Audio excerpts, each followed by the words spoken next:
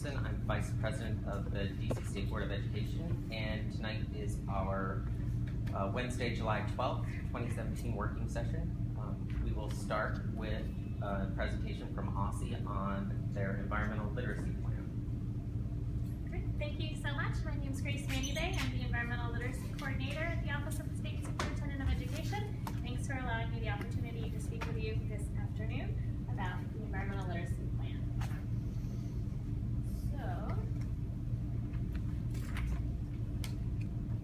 So this is briefly what we'll discuss today. We'll look at we'll talk about how this plan relates to the DC Healthy Schools Act, the development of the plan, and key highlights. So the first thing to cover is how this is related to the Healthy Schools Act. Are all of you familiar with the Healthy Schools Act and its provisions? So most people are very familiar with the health and wellness outcomes, especially how it relates to food and nutrition, increased physical activity, and getting local food into the cafeteria.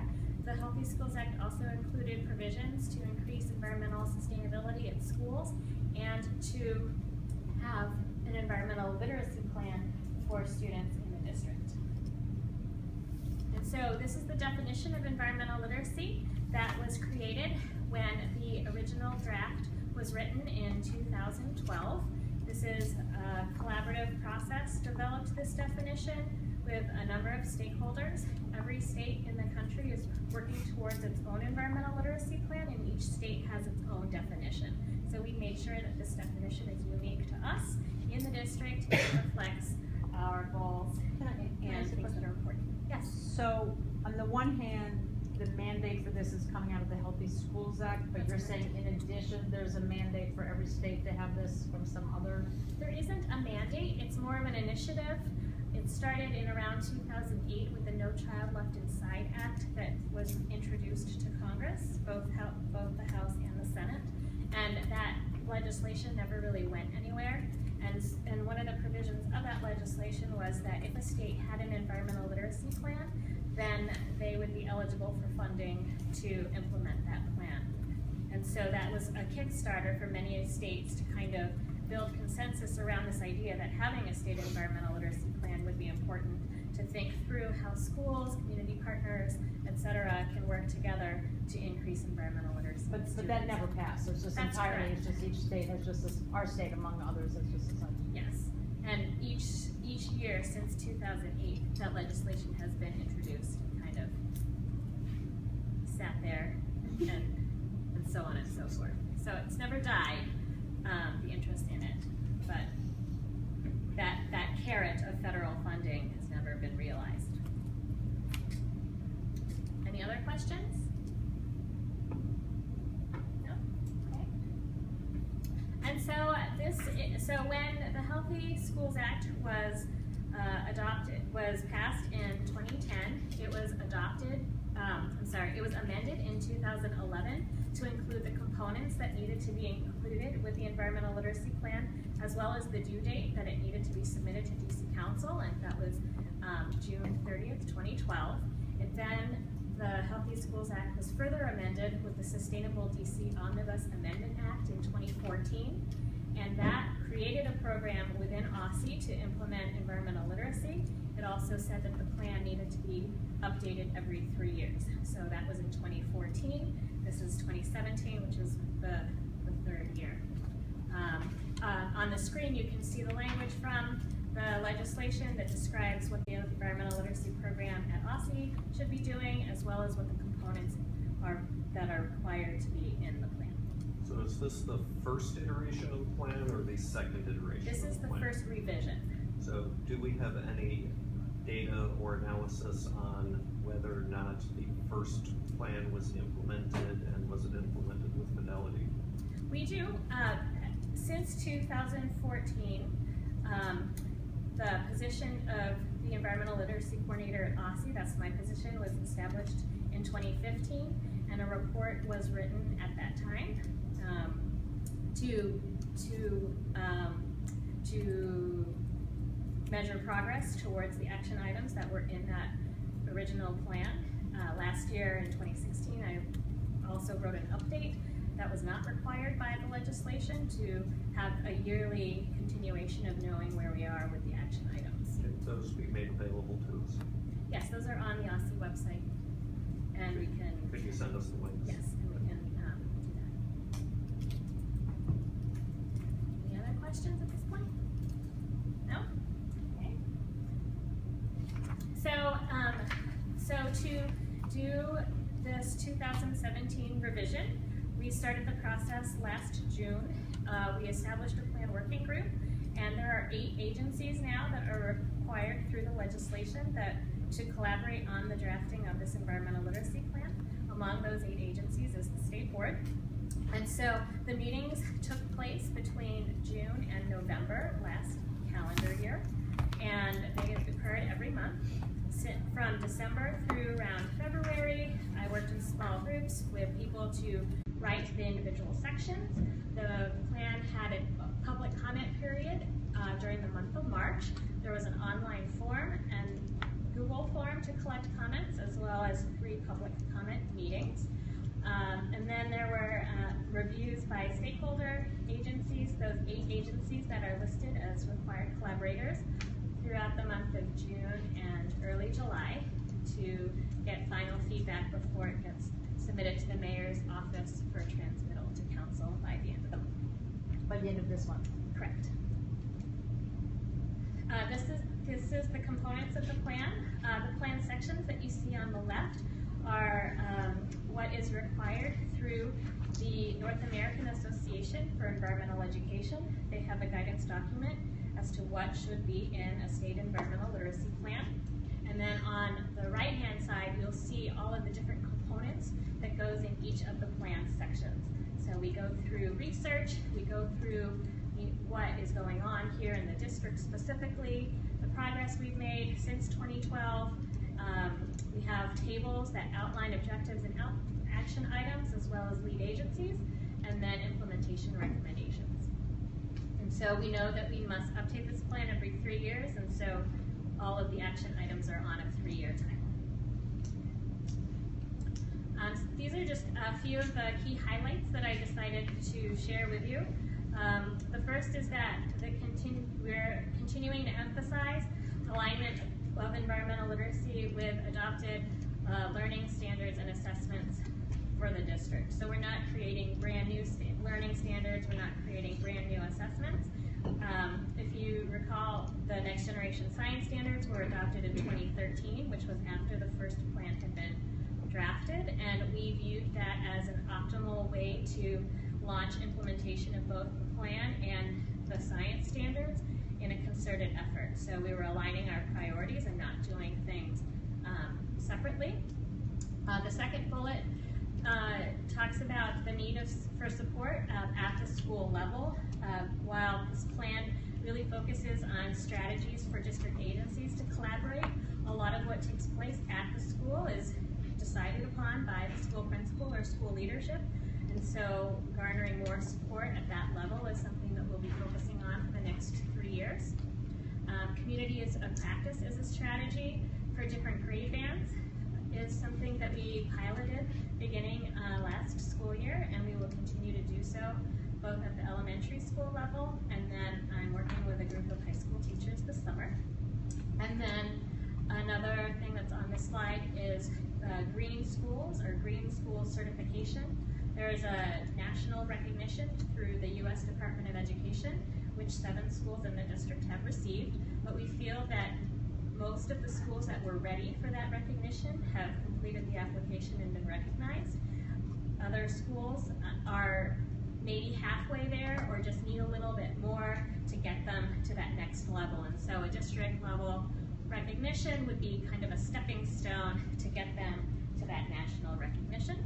On the green ribbon schools, Yes. The 7 district schools, are those charters, or are they DCPS, are they a combination thereof? They're a mix plus a university, George Washington Great. University. And I think DCPS in particular revised their school specs last year. Mm-hmm. To what degree was this a part of the conversation? Green schools and I don't recall that off the top of my head. There is a school facilities section within worked with Sally Parker, who is with the Sustainability Division within DCPS, as well as Beth Ingold at the Department of General Services, to get input on what the school facilities section should be.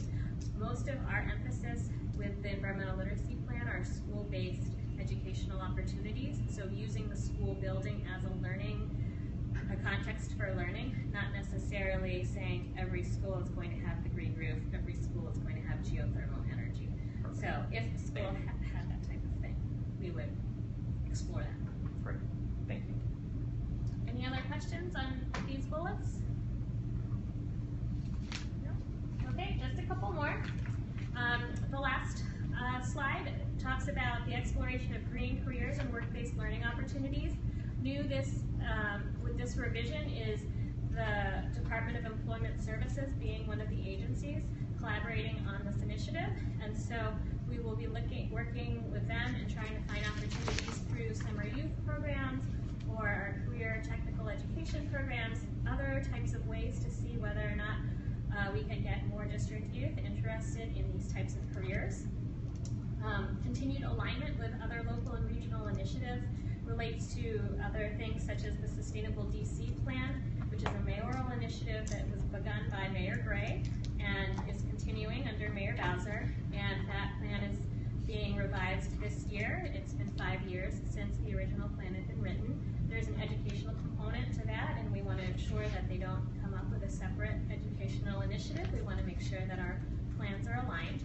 And then the regional initiative, the biggest one, is the Chesapeake Bay Agreement, which the mayor signed on to with the governors of the 6 states in the Chesapeake Bay watershed for the first time with the new agreement that was signed in 2014. There's an environmental literacy goal that talks about student opportunities, sustainable schools, and environmental plan implementation. So we want to be sure that the district stays abreast and on par with other states in our region.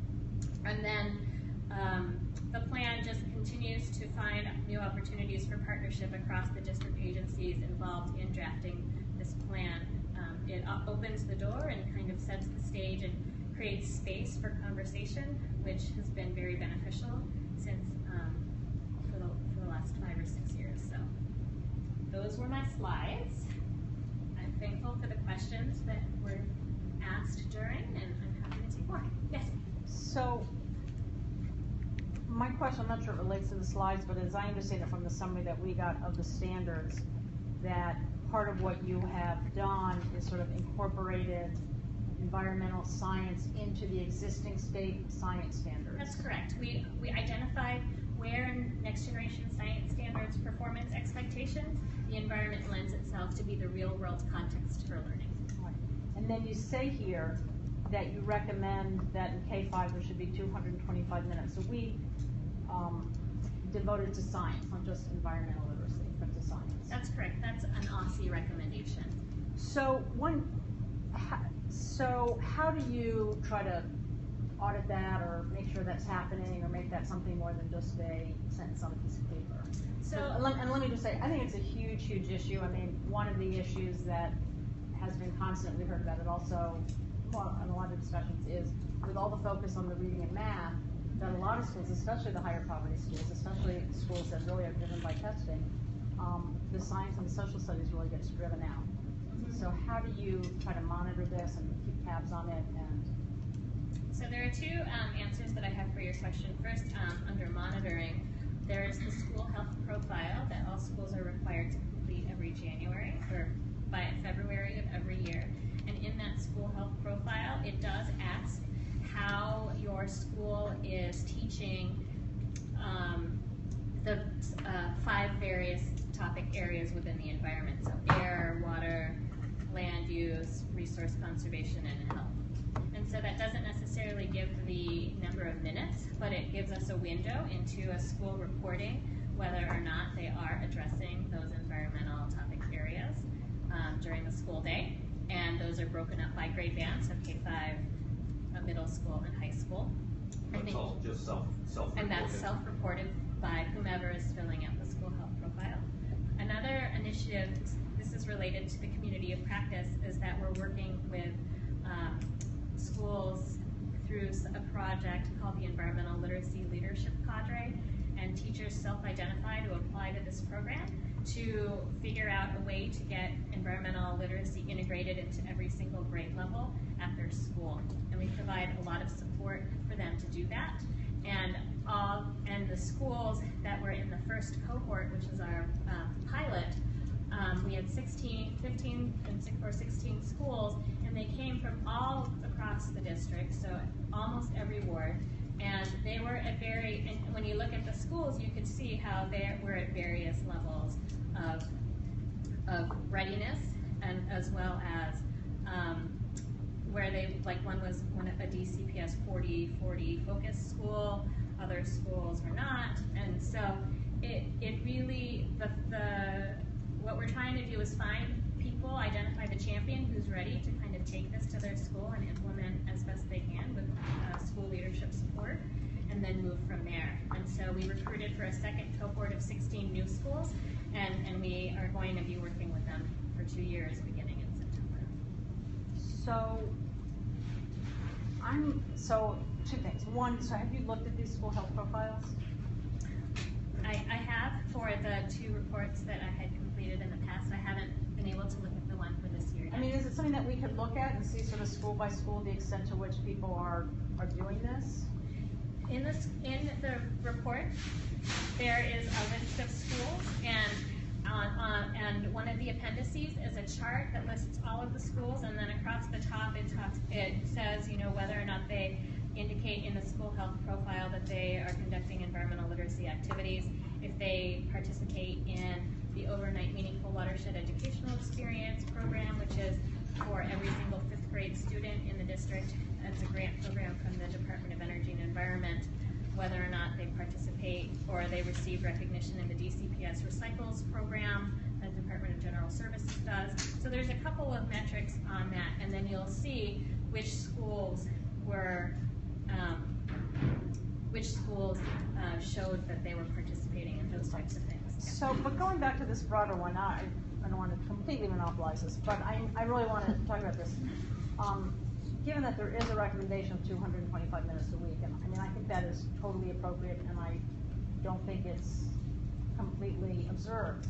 So what can you do, what can we do, what could the council do to try to get a better handle on not just the environmental literacy, but which is an important piece, but on the broader science program and the extent to which it's happening? I would amend that slightly to say all of the requirements under the Healthy Schools Act. There's been issues with PE minutes, with the school modernizations. There's schools being modernized in a manner that won't allow the PE minute requirements to be met.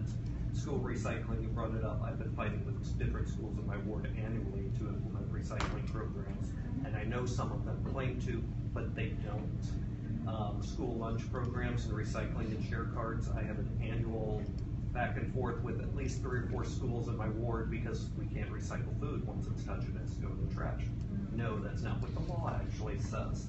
So finding a way to actually audit and verify what's going on would be very helpful. It's not being implemented properly. I definitely agree. And I think that's a pretty big question. And some of the strategies that were mentioned in the plan are some that we can collectively work on. So, for example, the support at the principal and LEA leadership level within schools, I think that is something that we could definitely work on together to figure out how to best reach them and figure out the strategies that's going to make them more open to the idea of science being taught at their schools, as well as environmental literacy as part of that. Having the support that their teachers need in terms of professional development for teaching science, especially at the elementary level. I know that with DCPS, they sometimes struggle with getting science professional development time for their teachers.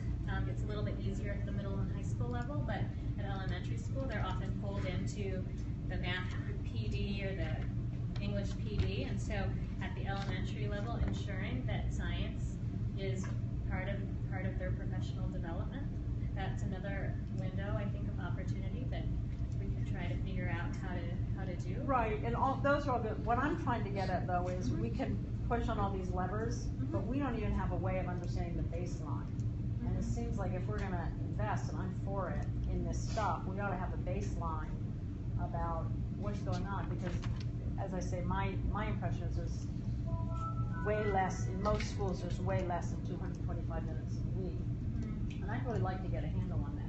So I guess my question is that something you might do? Is that something we could do? Is that something we should go to the council about? I mean, I think that would be an important thing to know. And just to separate it a little bit from Joe's, I think there's two issues. One is, what's the evidence that on all of these environmental education issues, what's been asked for is happening? And then another is on the academic standards, because I would say on science, on social studies, and art, to what extent are they meeting the minute requirements? And if I may, Ruth, I think some of that falls outside the purview of environmental literacy, but I think that many of those things are recommendations, not requirements, and the curriculum does lie with schools to make those determinations.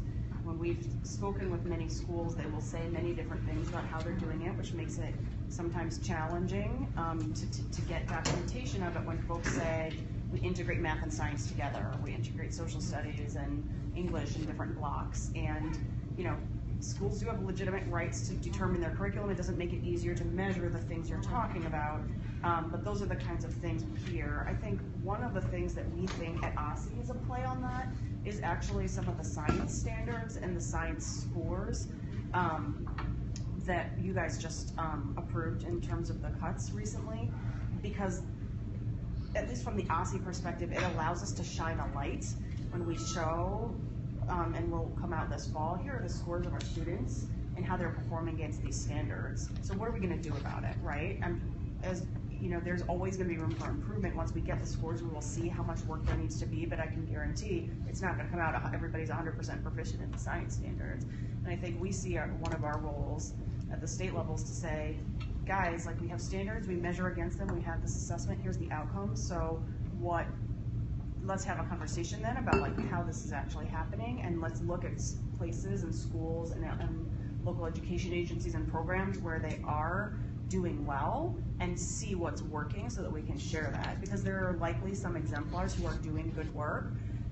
It's both carrot and stick in that sense. When you look at places that are doing well, will you be able to do that based on growth scores? On science growth scores? Yeah. We have not currently established any growth metrics across. So we'd only really be able to look at just sort of the high scores, which you could probably. Well, I think two things. We'll have a couple of years of scores, and I think we can always look into calculating growth in science. But I also think that there are many ways, frequently, even for for English and math test scores, we look at comparable schools just by face value demographic, and we look at where are there real outliers, who's doing really well in, with similar types of populations. And we also encourage schools and LEAs to look at it at the teacher level as well as, at the system level. So I don't want to dismiss out of hand just because we don't have a growth model for science that there's no point in doing that work, because I think it's still available to do. That's not a perfect answer, but I do want to share a little bit about why it's beyond the environmental literacy. I just think at a certain point when we have these recommendations, we need a way to know what's happening. Otherwise, it's just a continuing waterfall list of things to do, then they don't get done. But it's not your.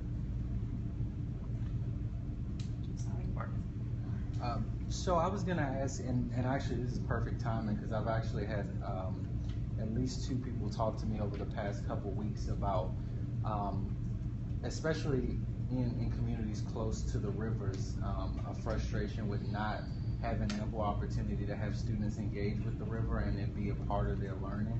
Was there any conversation or flexibilities established for schools to be able to meet some of these standards by having students engage with our local rivers, with our local parks, and can it be done in a way where schools are really hitting those marks by arranging kind of these innovative programs? Well, there are programs that are currently in place and have been in place for a while now that not every school takes advantage of. And so this plan hopes to highlight and make sure resources that are available to them and to encourage schools to take advantage of those resources. The plan does include some new initiatives. One is through the DC Environmental Education Consortium. They're very interested in mapping nearby nature to schools, you know, what's within a 5-10 minute walking radius of a school ground. So students would be able to kind of go and explore and know what's going to be out there. They won't need a bus and figuring that kind of thing out. But, you know, every 5th grader has the opportunity to go on an overnight, 3 days, 2 nights at a residential environmental education center within 35 miles of the district. It's completely paid for by the Department of Energy and Environment, and not every school takes advantage of that for whatever reason. And so we want, and more schools have been taking advantage of that program, but it's still not at 100%. And so we want to be sure that you know, those are in place already, and it's just a matter of all schools participating. And that's the DCPS initiative, or is it cross-sector? It's through the Department of Energy and Environment. It's for any DC public school, so both public charter school and DCPS. Could we get lists of, could we find out what schools are not participating so that we can encourage them? Yeah. Well, and if I can add, some of these things that we're dancing around here, do the schools participate in this program? If it's a signature program, that's something that could be listed on the school report card. The minutes spent in environmental education could be listed on a school report card, That would be but we great. have to get to actual data. So ultimately, who could be the agency? Is it the council? Is it OSSE? Is it the LEAs themselves that could be compiling and doing a true audit of this data?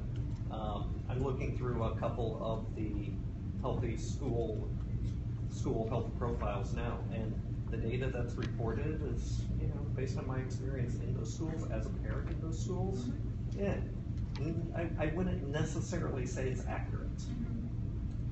So how can we get real data that we can report so that parents can know what's going on? I 100% agree with looking at the outcomes of what their science scores are, but we also need to know what the inputs are. So what are the inputs? There are so many. But how do we identify a few that we can measure and publish in some meaningful way, whether it's through the report card or some other vehicle?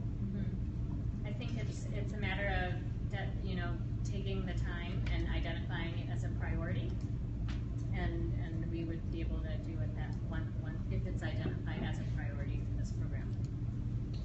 Can I piggyback on Joe's suggestion, because we're really looking at how we move the ESSA conversation forward, and a big part of that is going to be the school report cards and how we update those and what is appropriate to put on there.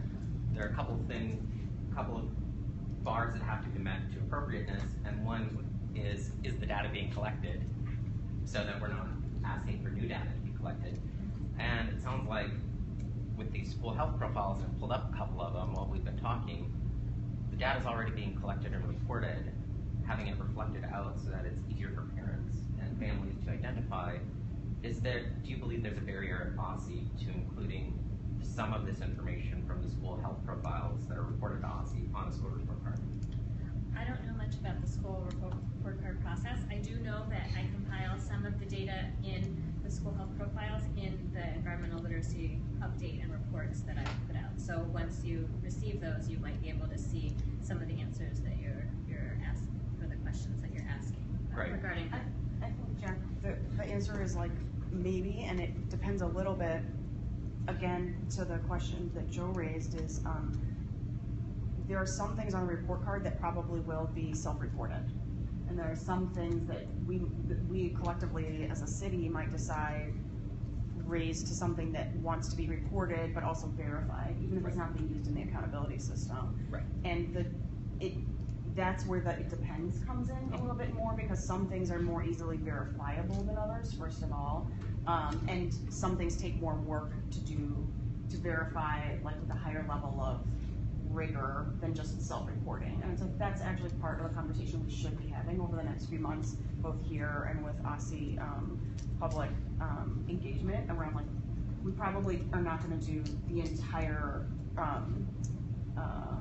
School health profile. School health profile as like a page of the report, because that's just overwhelming, and we already do it somewhere else, but it might be that we pull, you know, two or three key data points. Data points, or with a link to the full report. Correct, yeah, and I think that is the conversation we should be having, which is like, if we were gonna do that, which ones?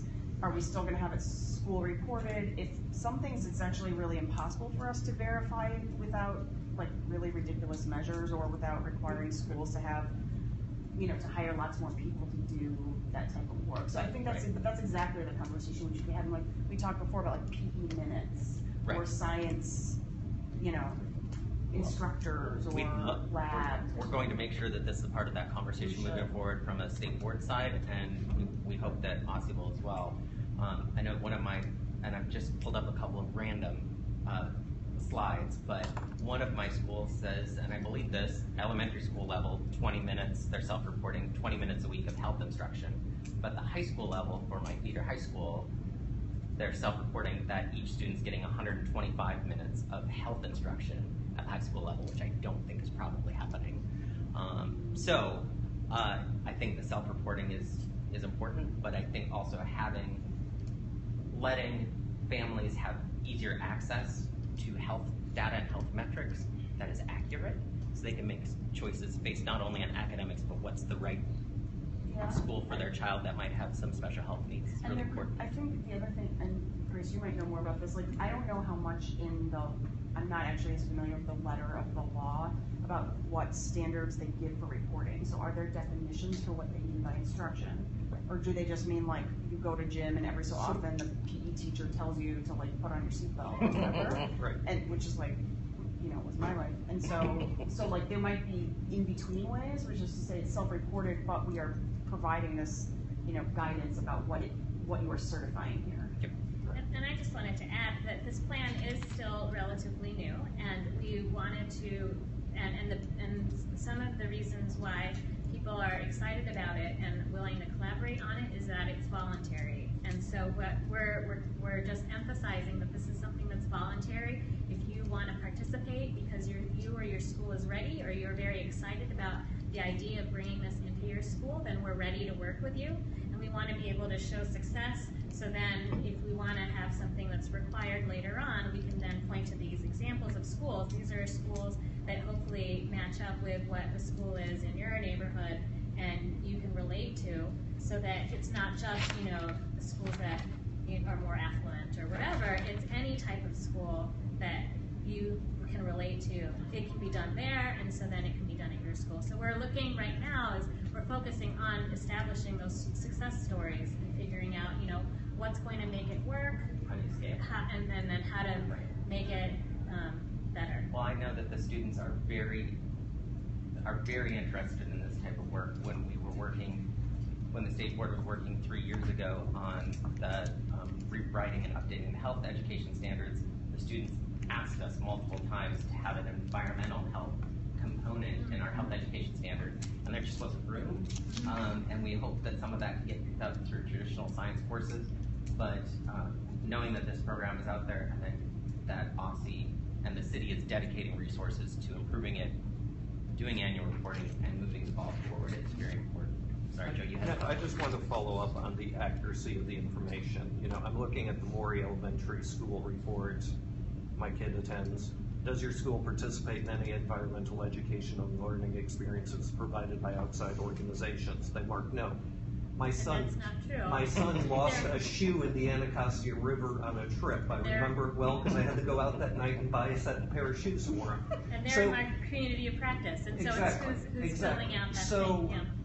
Ensuring the accuracy of the data that we report is critical to any public policy. We cannot be putting out bad data. So we've got to find a way to do some sort of random sample audit to ensure that whatever we're pulling out, whether it's for this or other purposes, the data is actually accurate.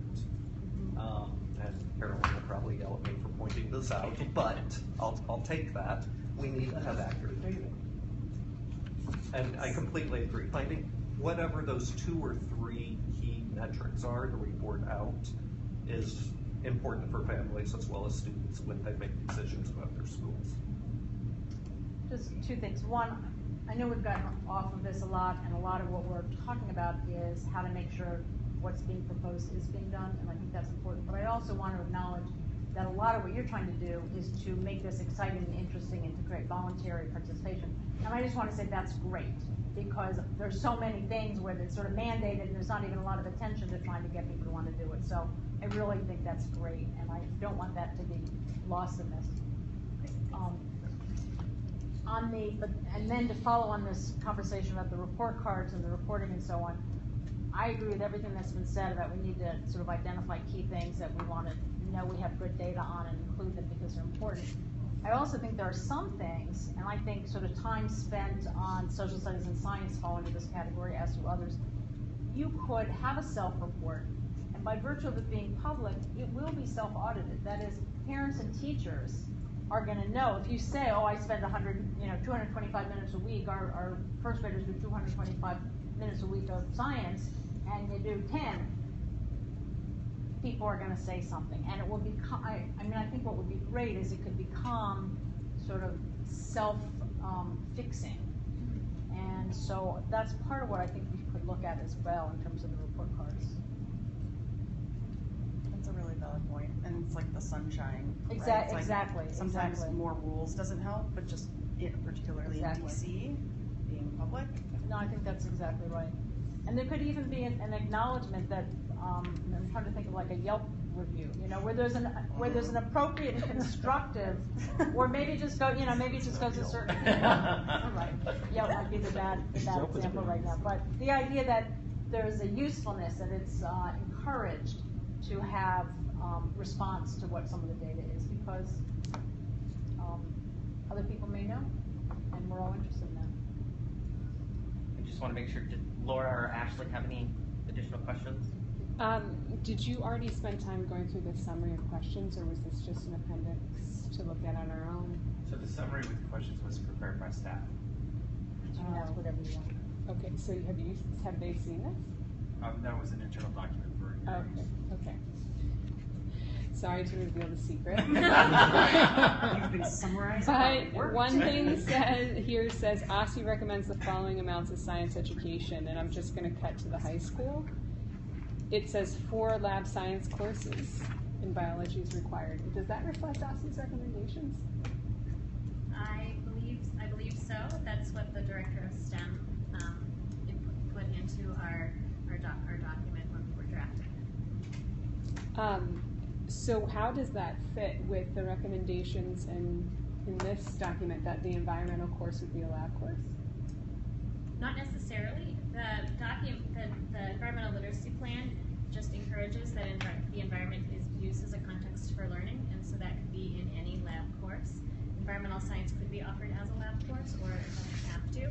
The plan itself recommends that every high school offer environmental science, and that's as far as it goes in terms of recommendations. So just curious how that squares. So right now, high school students have like this many electives they could choose as is. So because the high school requirements already require 3 lab sciences, they would essentially have to take a 5th science course if they were compliant with your recommendations. Not necessarily, because biology is the only one that's required.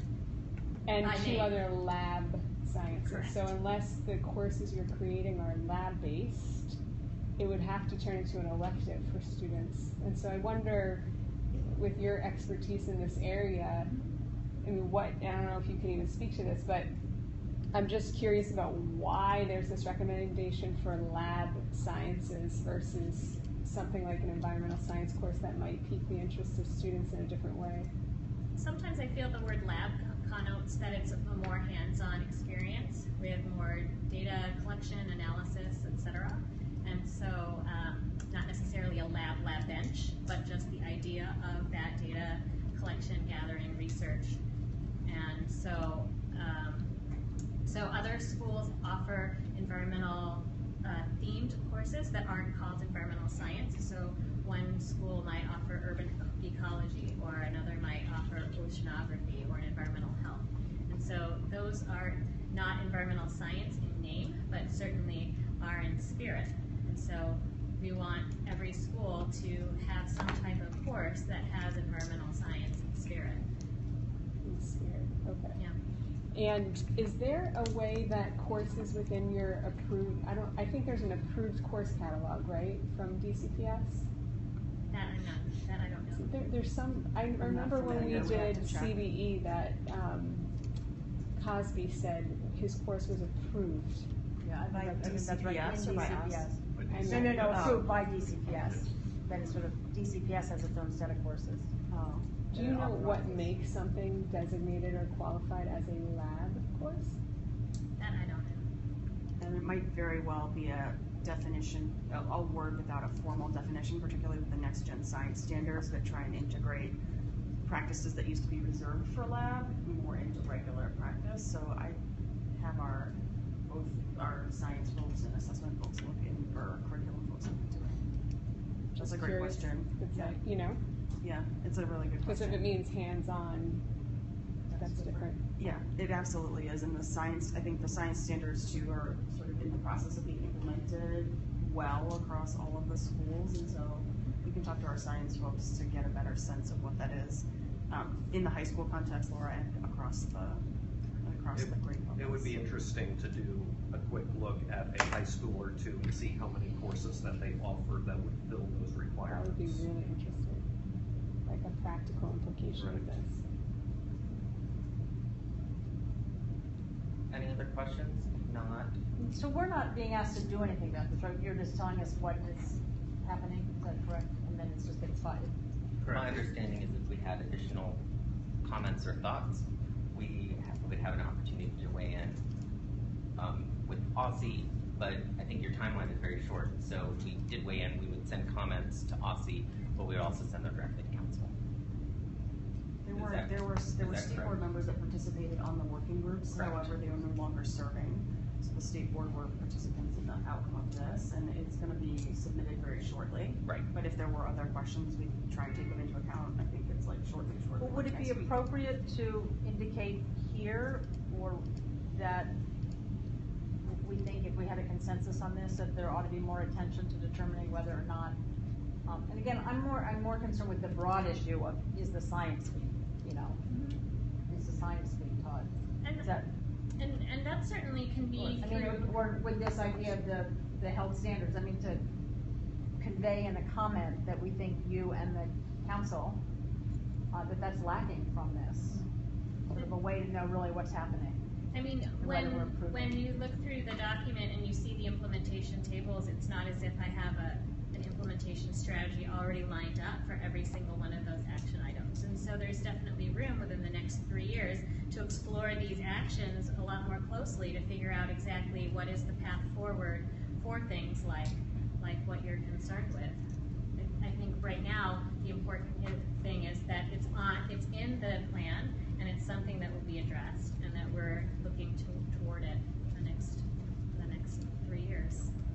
Well, but the plan doesn't have, as part of its plan, establishing sort of benchmark data about the extent to which science is taught and this is taught, and then being able to determine over time, is it getting better? That's not in the plan. And so the question, right, it's not in the plan. So the question is, so we're sort of saying that would be a good thing to have. I would have to look at the plan to see in the student assessment section whether establishing baselines is part of that, because that comment did come up during our working sessions about, how do we know and how can we track improvement over time. And so I think this is, in this plan revision, establishing baseline data is highlighted.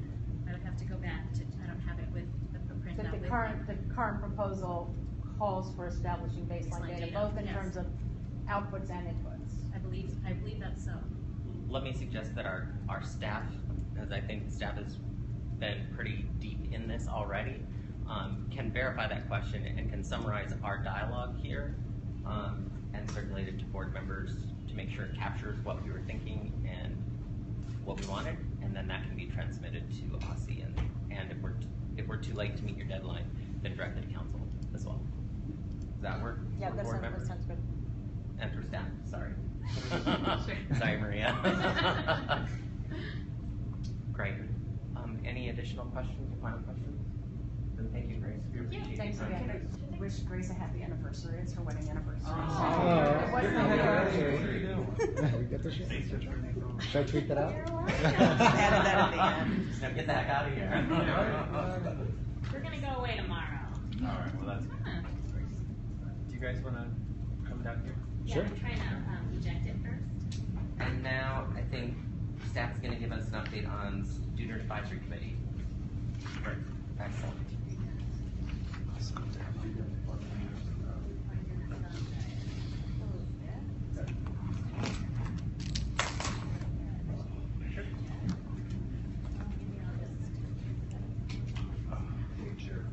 Oh, that's okay. Hey, y'all. Shortish person. Great, thanks, congratulations. Hey guys, what's going on? Trying to see if any new shoes have dropped. Are you crossing your fingers? You don't need to, really. Just What just happens, a- Like you just get out of the What way. happens, happens. Every What hour is that there's something saying new. that when your enemy is like shooting something? Oh, like, yeah. just Alright, get out so, of the way? sorry, just telling everyone back. Most of that, right? On the Twitter. Okay, hi everyone, how's everyone doing? Hi. So Maria and I are going to spend a couple of minutes talking about a few different things. First, the Student Advisory Committee updates, and then we'll talk about the two respective conferences that we went to, and finally with an update on ESSA. Sure. So we wanted to just give you a brief overview of the applicants we got. And this breakdown doesn't exactly tell you what's going on because we didn't ask the initial applicants for where they lived in, but the final committee that we're gonna have represents 14 schools, public and charter, and they live in all 8 wards. And out of that group, we've got 14 seniors, 7 juniors, and a sophomore, which is great. Because hopefully out of those 8, somebody's gonna stay around and we'll have some institutional knowledge. And these students are really involved in student government, sports, around the city. It's a really good group of kids. And to be clear as well, so if you have identified other folks that weren't able to make the full application process, they are still welcome to come to the Student Advisory Committee and begin that work. So if you find some additional people in high schools around the district in your wards, certainly let us know and we'll make sure that they get the information. So you have 22 members of the committee? Yeah, That's a lot. it's a lot.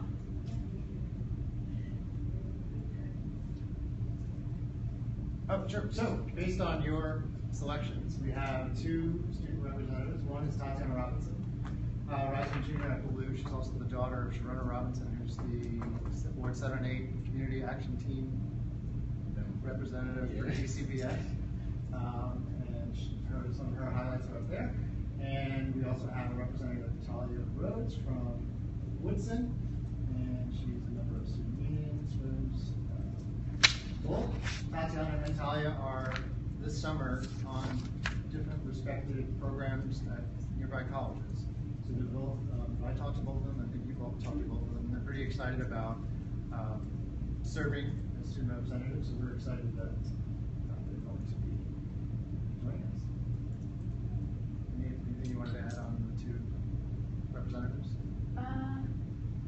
No, we're real excited to work with them. What's the first meeting they attend? Is it September?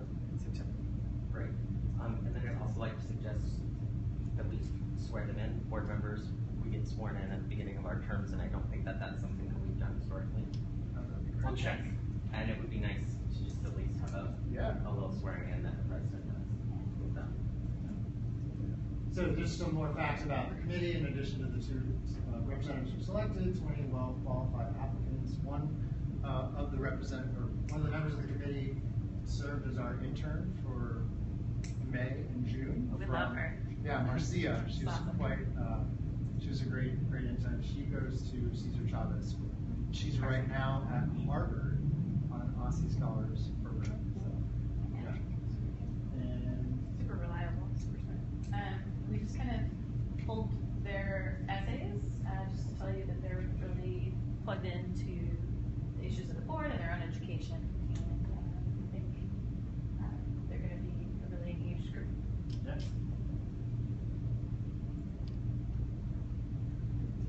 Sure. Okay, so we had some ideas just for how to better engage with the student advisory committee, so it's not kind of them doing a report in isolation, but something that's going to be usable and meaningful. So we propose that they, rather than just definitely a report, that it could be a report or a project, and that it's aligned to one of the board's major initiatives for the year. And we want it to be due by the May working session instead of later, so that there's a little bit more time to kind of go over it before the end of the school year. And then we also want to have staff support at all their meetings so that we can kind of provide them with information about what you all are doing. And then we also wanted to propose that a board delegate attends their meetings whenever possible, just to give them feedback. And if not every meeting, then maybe at least once as they sort to get their idea going for their report or their project, just so that they can really be in tune with the board. Paul, do you want to show the other? Yeah, and so I think the idea generally is that we create a little bit more collaboration between staff, students, and the board members. So whatever ratio of folks can come to meetings with the students, they love, I mean, Marcus was at the last SAC meeting, and they love that sort of interaction with the board members. So whatever time you can devote, that would be wonderful. I think the meetings are all going to be. We don't know the schedule. We don't know the schedule of the meetings, but once we have that, we'll send it out. To Get these, get calendar invites to us all. Sure. Of course. Yeah, absolutely. I've attended a couple of them, and they're really neat to watch. Yeah. Yeah, and we want to be able to give them the support they need, but it's their meeting, and they're running it. And If they have questions or hang-ups or things that they need assistance, we can certainly help with that. And we're going to have a committee member on both the graduation task force and the ESSA task force. I would like to have them present to you all partway through, just kind of as a halfway check, just to make sure we're on at maybe like a winter board meeting. Yeah. And is that already a done thing that there will be a member from there on each of those two task forces? High school grad, yes. Yes. ESSA is, they're hoping From so. the Where- Yeah, advisors? it's built in at least one of them. Should consider having one on the public engagement. Oh, wow. Okay, so our next steps that we're gonna take, we spoke with the chairs, we're gonna onboard them, we're working on a participation handbook, just so that they have a sense for how to structure these meetings and how to keep one another engaged over time. One thing we talked about that we haven't done is maybe moving some of the meetings so that we have one at one of their schools sometimes, just to kind of make it a little more accessible to kids who are coming from far away. Karen was saying Woodson it's tough to get here from Woodson, so. Sure. And yes, we talked a little bit about designating a board member to come. We'll send out those invites, and you can accept them if you're able. And yeah, as the year goes on, if board members have ideas or questions or concerns, we can be the messengers in between. So we're excited. We got to go out to do our little selfie tour Super fun. and recruit. And I think, how many schools did we hit? Like 7, I think? 7? Yeah. And so that was, some schools had their teachers already with the, application ready, and they were, counseling their students on applying, and some schools, gave it to the secretary, so. Yeah, but hopefully we could The awareness is build out on there. it. Yeah, absolutely. Yeah. Do you have any questions about the committee or anything that you recommend? I know these students are really busy, I think, finishing up their, or really engaging in their summers. But when do you guys envision kind of meeting with them and charting out their kind of vision for the next year? So the first meeting, we're gonna do September 11th here Okay. at 4:30. And then from there, we'll talk about, so we can send you that one today. That's gonna be the whole SAC? Yeah, everyone who can And then- come. Okay. Yeah. Do you plan on meeting with the student members earlier? Yeah. at all? Yeah. I think John Paul invited them in as soon as they can come. Similarly with bringing on new board members, I meet with them individually as a group to bring them up to speed on board procedures and how things work and what we're working on and how they can be involved. Great. So we'll do that as soon as they get back from Syracuse and wherever Tatiana is. Was there any, I couldn't remember in the application, was there a, I guess a commitment they had to make in terms of percentage of meetings attended or anything Did we like ask? that? We did ask them to commit to coming to all of, I think it was 80% of board meetings, Okay. but That is, it's a challenging commitment at some points. But it was encouraging that I felt like the chairs took the time to think about whether or not they could sit on the committee, because that showed that they're actually trying to take the obligation pretty seriously. So it's mature. Great. All right, so we'll do our conference recaps. So I, along with Marcus and Faith and Dan and Khadijah, we all went to the same conference, the National Family and Community Engagement Conference in San Francisco. And I signed up for it first. So it was an interesting conference. John Paul, I think, and Joy and Faith went last year. It was community members, it was a lot of educators, teachers from really all over the country. There were about 1,600 folks that attended. And I mean, it started on Thursday afternoon and finished on Saturday midday. And each workshop block had probably 12 different sessions you could choose from. So it was quite a little daunting to try to pick what to go. Yeah. So the couple ones that I went to were building systemic consciousness, effective community partnerships, innovate your family, community organizing for educators. The networking opportunities were really pretty strong, although they only had one networking type event. I met a gentleman and his sort of colleague that works for this organization called Panorama Education, and they actually help districts pilot school climate surveys. So I reached out to him to help for our upcoming work on OSSE. I met some representatives from the National Association for Family, School, and Community Engagement organization. They actually are local here in Arlington or Alexandria, so I reached out to them. Hopefully they can come speak with board members or at least with our engagement committee.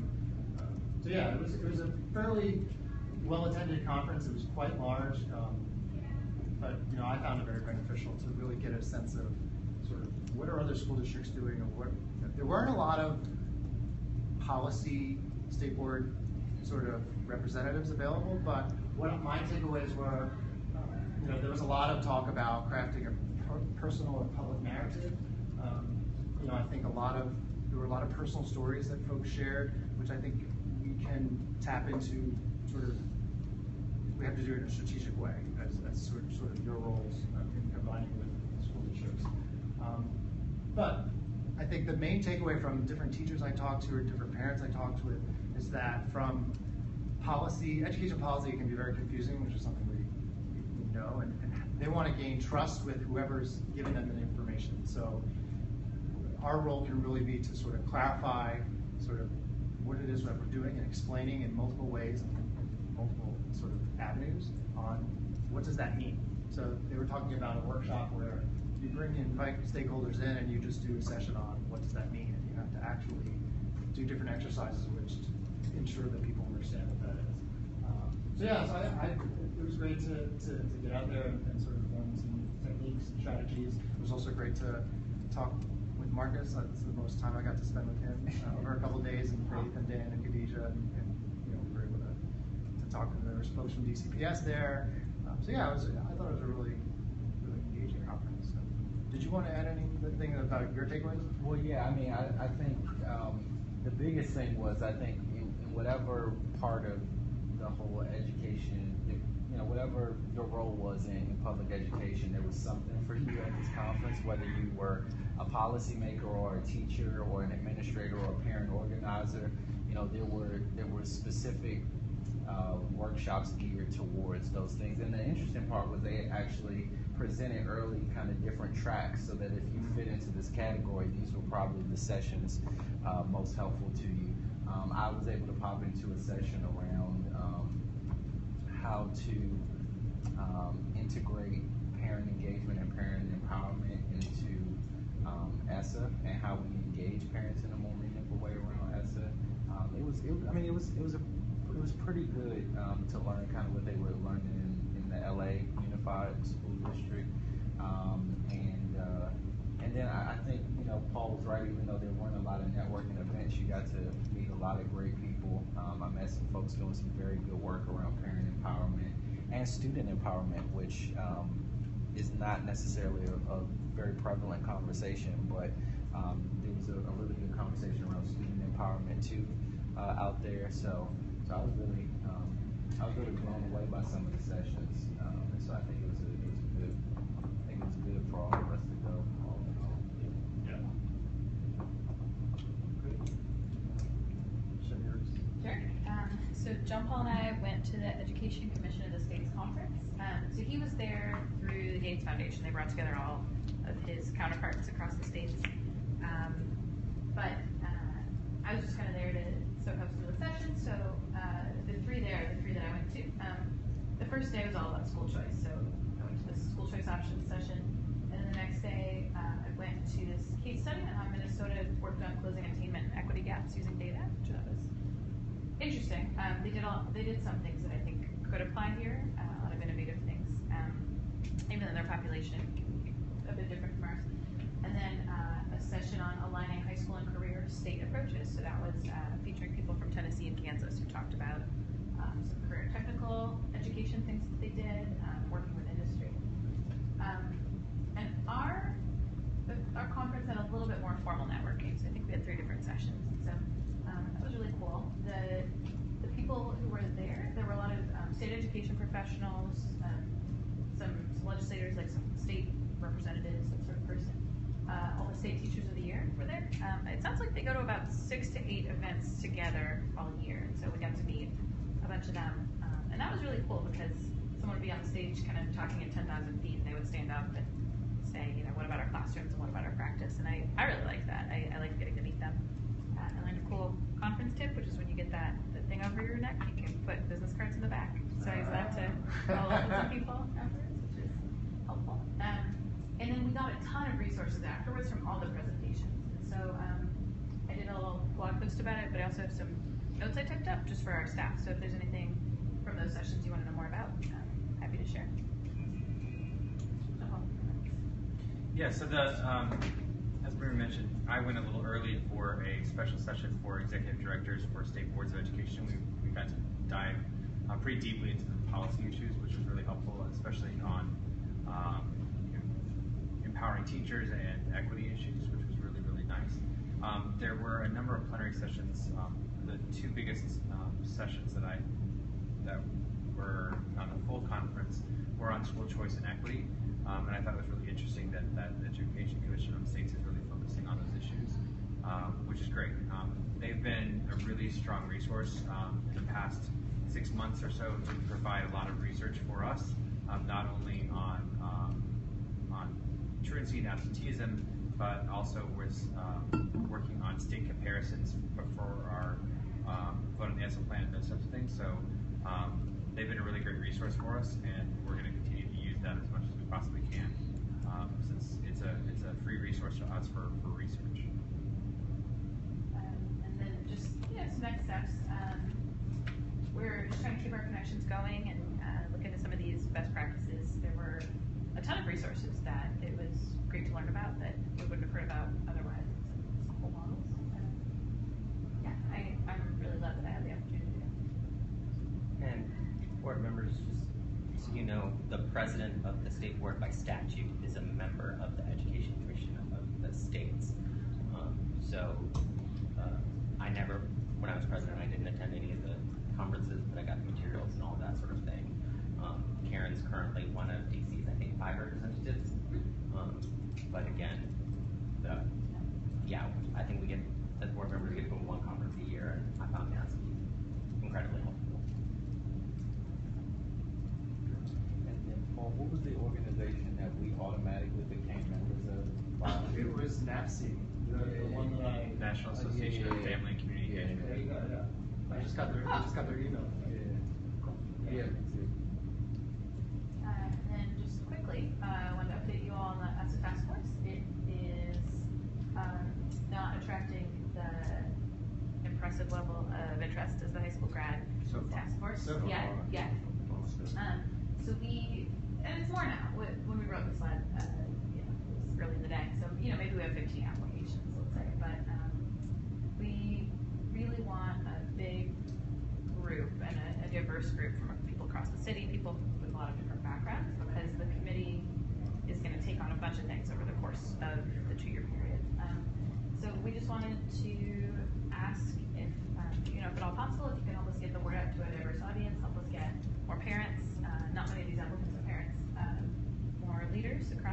church in all the ways that leadership can do it more. Yeah, it's sorry to interrupt, but it's a tough time. I mean, I'm getting a lot of out of office, I'm out of the country, or I have teachers or principals who are on leave, so whatever personal connections we all can utilize. Yeah, I just wanna say, I think it's not appropriate to have the 1 week turnaround. I heard so many comments on it, and I totally share it. I really think we need to immediately extend it. I just think it's not appropriate. I mean, it wouldn't be appropriate in any circumstance, but because people are not around, it's more so. So We can bring that up with Lynette. What? We can bring it up with Lynette. Okay. I agree with you. If you could just let Lynette know, I think we could just get a broader pool of applicants anyway, which is what we want. And so I would, at least make it 2, but I would say really 3, because I really just think it's slow to get people around, organization people aren't around. And we'll also follow up with all the board members with some suggested language and things that you can put in newsletters or tweets and those sorts of things to help us in that way as well. Yet another thing, one thing I would highly recommend is that you've got the full list of people who testified on ESSA and the full list of people who came to the meetings. Yeah, And so I sent a communication to all the people who attended and/or testified today. So. Okay, I think that's really, we can really hit important. Again, yeah. We'll continue to follow up with this as well. And thank you to everyone who is signed on to review applications this time and last time. It was a big lift, so thank you. So do we sign up to do that? Yeah, it's great. That's all we got. Yeah. That's great. Thanks, everybody, for trying to extend the deadlines for extending them. Like I said, we'll talk to Lynette soon. We can- I mean, it's just gonna give her a black eye even before she's out of the gate.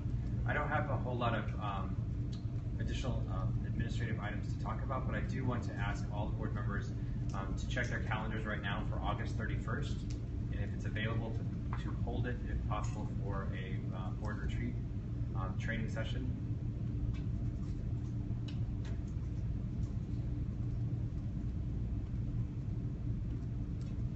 Can you just send a poll? That is the one thing that, yes, I will send it. I just got the information as we were sitting here, so I just wanted to make sure if you got the quick hold on it. But I will send an invitation as well. It will either be here or Jack has offered his office as well, so we'll finalize the coordination details on that. That done? Just as a further reminder, there will be no public meeting in August, but there is a working session the first week of August. So we will be updating our calendars. It's already on the state board calendar, but we'll make sure that those meeting updates get back to you. I think there were some issues with the changeover to Office 365. Some of them got dropped off, and so we'll make sure that they get back out to you guys, so you have the dates and times and all that type of thing. I like Office 360 so much, by the way. You do? Oh yeah, I like it a lot. You may be the Except for the first. fact that all of us have been shut out of our Oh yeah, accounts I for didn't. multiple weeks, and now You get back in. and I still can't seem to get me back on my phone after Oh, I didn't know. 4 conversations. Oh, well, I Oh, thought it was no, just 4 me. hours. I thought it was 4 just me, hours. because No, it's everyone. We have a Mac guy, so It's we'll. been a struggle. Well, me too. I mean, Once you work through the struggle, it's great. We will. So you're back on your phone? Yeah. But did you have to use the app? No, they talked me right through it. It took me 5 minutes. Okay, but maybe I can connect Okay, with so you we for 2 will- minutes there's after. a- maybe I'm sure after- I just have to copy the stuff. Maybe after the meeting we can take a look at that. So I have nothing else on the agenda. If you have, so sorry. the 31st, that's a Thursday? It is. And are we talking about a day or? All day. No, all day, okay. I'd really encourage everyone to attend for a couple of reasons. One, What is it? board members have asked for 2 retreats a year, so that we can talk about budget items and things like that. But this in particular is going to focus more on race and equity training, which has been requested by council and by our team, our staff team that's in the office all day, every day. And I think it's just really important that we attend and participate and support each other and our colleagues and understand where we're coming from. So I just really encourage everyone to block that time off and do anything that you can to be able to attend. I'm for that, but I I do wanna make sure that we do also do the budget stuff, because we have been talking about that. We're going to get an oyster and that there'll be some real progress. It's already on the agenda for the August working session. We can, I know, but it's the opportunity to sort of brainstorm and sort of think things through and sort of think about what we wanna do in the following year, that we get caught short on it every year. So- Not enough said. Right, no, but what I'm trying to explain is, so we're actually extending it back a month from what we did before, so that in August we can actually have those in-depth conversations about the budget, and then I will spend August revamping the numbers, so that in September working session, we can have the second discussion to make sure that the numbers are correct and what we want to be programming, so that then we will vote in September or October. So we have an additional full month to review because of that same exact thing from last year.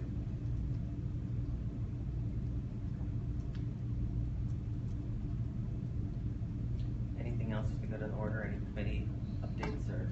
Yeah, we can give a committee update, right? So we've set the date of the first meeting for July 26th, and then meeting notice has gone out to the task force itself. Has it gone out to the broader set of people who applied and all the other lists that we were creating? Not yet. So that needs to happen ASAP, including to our board.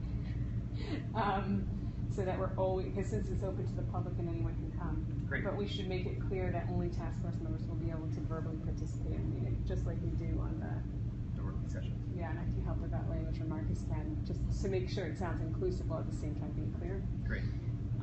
And then I don't know where we are with the kinds of comments, pages and stuff like that we're trying to set up, but it would be great if that's set up before the first meeting, so that we can share in the communication that even though you can't participate in that meeting, we'll be receiving your comments through these avenues. Yeah. Even if we can we create like the Twitter handle, Twitter hashtag and stuff like that too, so people can see the running feed of comments? Sure.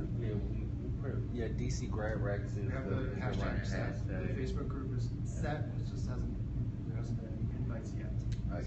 So that's like the perfect comms opportunity when Yeah. we send the blast out about the meeting. Yep. But all that infrastructure is at least there, so. And I'm curious what you think about this, but we still have this outstanding question about the student rep, whether we want to ask this group for their input on that question. I mean, essentially, neither of our student reps can commit to being a part of the task force, and we had held that spot for them. Could you go to the broader student advisory committee and take one of those members? You know, yes, but it has to be someone from 7 and 8 in order to meet our 50% commitment. We have somebody. But Maria, I like the idea of Jax, of like actually asking everyone who applied from 7 and 8 rather than just handpicking one Sure. of those students. Do you Let's think make that a line. I can email them. that would be Yeah. So, awesome? I'll run the language by you. Great, perfect. So that's the one vacant seat. Marcus and I have been working on a sequence of all 12, there will be about 12 meetings, we think. Might need a few more depending on how the conversation evolves, which would have us closing conversation in January and having approved a report by then. And of course, there's lots of back and forth with everyone on the state board during this process, with lots of regular updates, solicitation of input, and so on and so forth. So for the Educational Excellence Committee, which has played a really critical role in both selection of the committee, of the task force, and also thinking about how to frame the parameters, we'll send out that scope and sequence for your comments and input, actually, like today, because we just concluded our best thinking on the draft. So we'd love to know what you think about that in terms of how we're bucketing the discussions and the framing of the topics.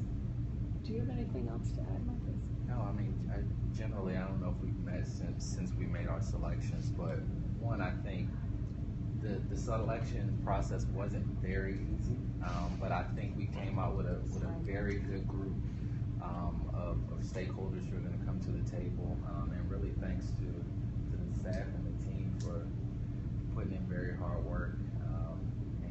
Maria especially. Yeah, all the organizing of all those applications. Absolutely. Well, and now that we have a second task force and we have a bunch of lessons learned, and Well, that's good too. and I think you all are already doing this, but making sure that those systems are being captured on a policy manual or some sort of document for future use. And if the board has to approve the changes to that, then go ahead and do it. That's the hard thing the last couple of years has just been getting systems in place. I think that's so important. so that then whoever comes after can really run with projects and can focus on the policy work and the engagement rather than on setting the system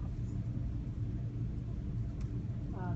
And I would say, Maria, I'd be curious if I think you were most intimately connected with filtering all the applications. And Paul, I know with updating how everything was communicated out broadly, but I felt like it was pretty smooth. Did you? So I think the one thing that we'll want to do differently, and we'll have to figure out this new timeline, is just giving people time to digest, because I think,